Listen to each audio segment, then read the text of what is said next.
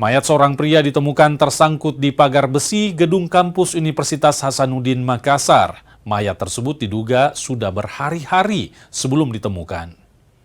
Mayat yang ditemukan diketahui bernama Firman dan bekerja sebagai seorang pemulung. Mayat pertama kali ditemukan petugas kebersihan kampus Unhas yang kemudian melaporkan ke pihak kepolisian.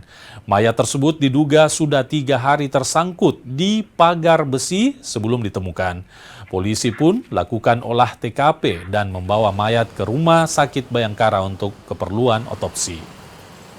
Setelah ditemukan jenazah di belakang kantor Seksi Industri Unhas dari sekitar jam 8.00 dengan kondisi jenazah diperkirakan meninggal 3 hari yang lalu.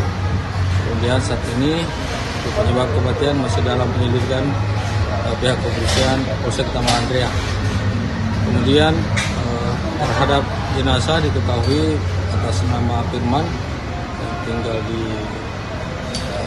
Kecamatan Manggala.